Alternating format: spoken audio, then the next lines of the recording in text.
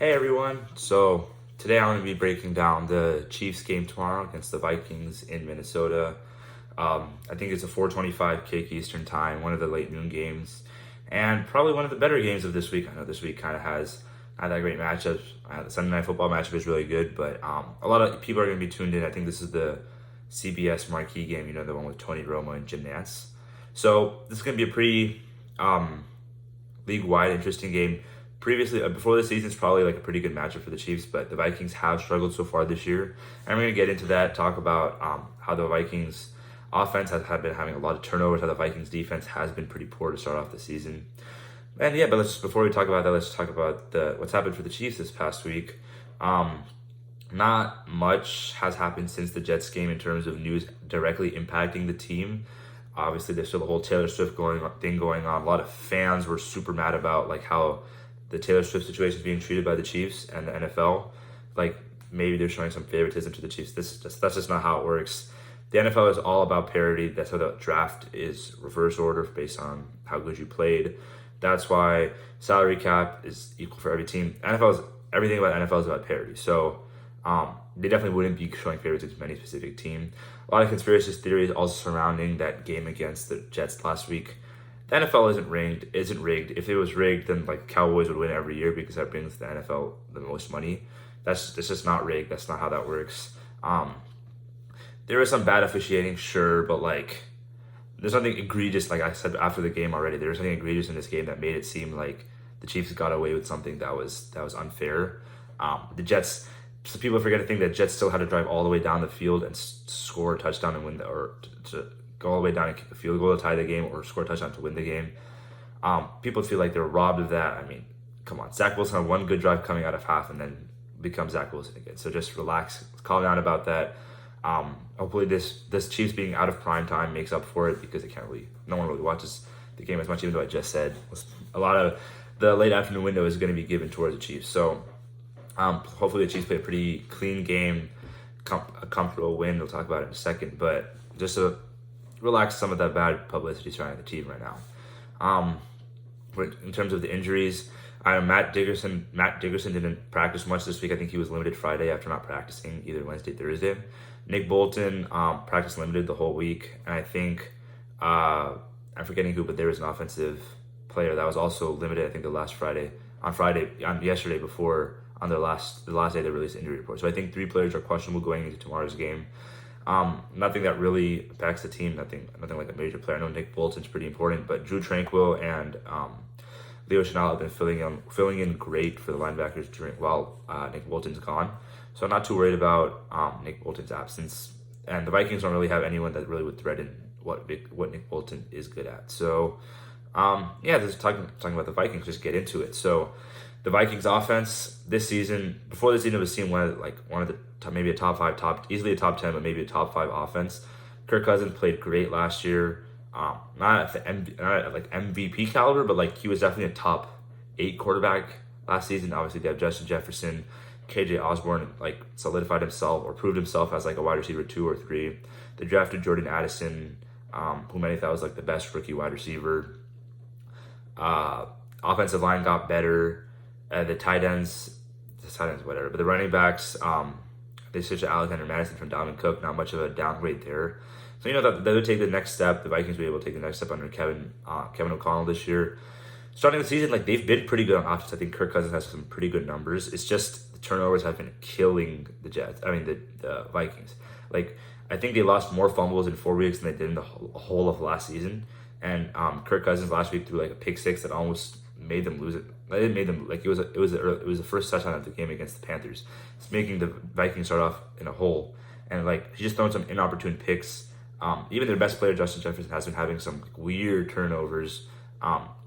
He's still producing at a great rate, which we'll talk about. We're about to talk about, but the Chiefs have shown an increase in turnovers this season. I think, especially Mike Edwards, the pick. I think Trenton McDuffie is getting a nose for the ball, getting those fumbles, and obviously like a kind of a weird snap led to a fumble with Trishan Warden got up last week. So the Chiefs defense, I think, has been pretty good on getting turnovers this season, at least so far. And they need to capitalize that against the Vikings offense that has been really prone to mistakes and really prone to getting those turnovers. Because the Vikings offense is going to have its way. They're going to create space for Justin Jefferson. That's just what they do. And it's not like Justin Jefferson needs to have space created for him. He makes it by himself. So shutting down Justin Jefferson in this game is not going to be possible. You can't shut down the best receiver in the NFL, but you can limit him. That's what the Chiefs should hope to do. I think their best matchup against him is Trent McDuffie, because like Trent McDuffie, the only one of his biggest, like his glaring weaknesses, not like it's not very glaring, but it's his biggest weakness is that he can't play the ball when it's high.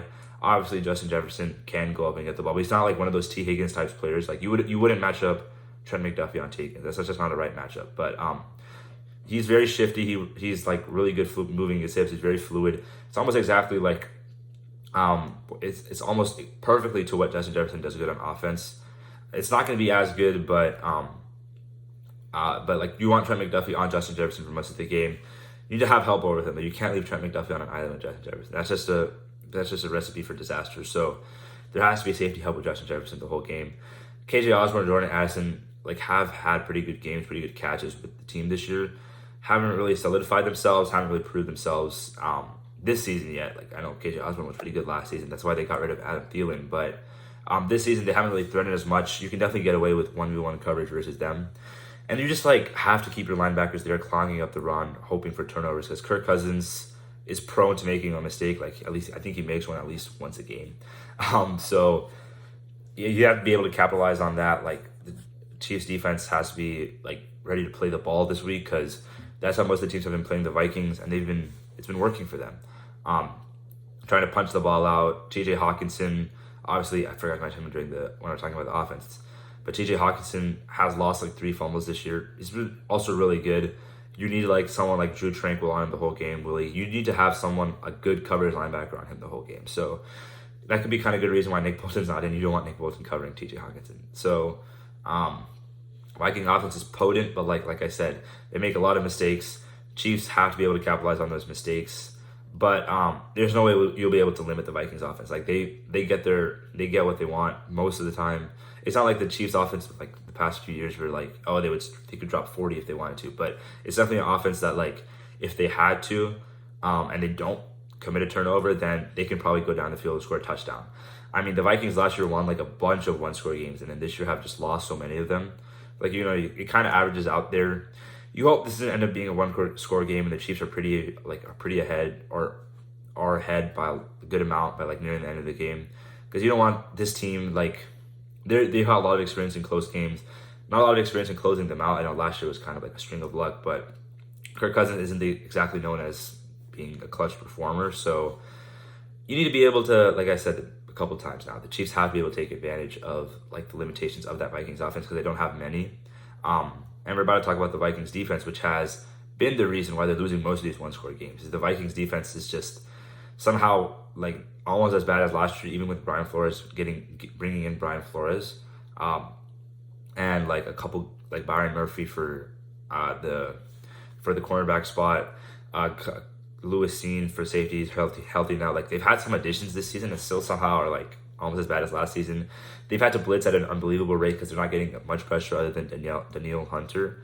And if you double Danielle Hunter, then the Vikings don't really have anyone else. Like Dalvin Tomlinson hasn't been playing as good this season, and the Vikings just bring the blitz a lot. And there's one thing you don't do against Patrick Mahomes is you don't blitz. So if they continue to try to blitz against this game and against the Chiefs in this game, I think Patrick Mahomes will find a way to make them pay for it. Like last week, he had a bad game. He's probably spent this whole week correcting himself. Usually after Patrick Mahomes has a bad game, he comes out, has a really amazing game. That didn't really turn out this season. Hopefully we see that this week. And like it's been talking about the talk the whole week has been how the receivers have been pretty bad for this season for the Chiefs. Obviously you don't have Juju Smith-Schuster proven NFL, but like the veteran you have in the room is Justin Watson and MVS, and they're both basically the same player with just those deep slow burn routes, maybe a couple post routes, a couple deep corners, those kinds of things. That's not going to work with the team that needs a lot of man beaters. And Sky Moore is supposed to be that. He hasn't been that. But if you're Rashee Rice, he doesn't get much separation, but he gets upfield really quick, gets that just tiny bit of separation you need to make a catch, and then just cuts upfield. Very good north to south player. They need to give him more opportunities. They need someone to develop into a man beating player, receiver for the team this year, because like last year, even though Juju Smith-Schuster wasn't like the greatest separator, he could make those catches. and Rashid Rice would kind of take over that role. Sky Moore, they've given him a lot of opportunities and seem to be taking much advantage of it. He might have to be moved down the depth chart a little bit to just allow who's in that room to actually get better. And it's not completely out of the question that the Chiefs try to like move for another receiver, like they did for Kadarius Toney last year. They could be trying to do that this year. That's one player that I have in mind specifically, but I could definitely see the Chiefs making a move like that. But still, they need some player to emerge out of this game. You can't have Andy Reid scheme up everything because Mahomes was playing pretty bad last game. The receivers played pretty bad. I think they'll correct it this game, and the Chiefs offense figures it out. But like I said, Mahomes needs to have trust in his receivers for this. And I could definitely see a game where, the receivers drop a couple passes early on, miss their assignment. Maybe Mahomes throws an early pick, and then we kind of have a repeat of last week. I really hope that doesn't happen because the Jets defense is significantly better than the Vikings defense, and that shouldn't happen. But yeah, I will predict a Chiefs win. I think the spread is like -4 for the Chiefs. I think the Chiefs probably won't cover that, just like they've been winning a lot of close games. So I would take the Vikings to cover, but I think the Chiefs do win this game. And yeah, I hope to see you all tomorrow after another Chiefs win. Thank you.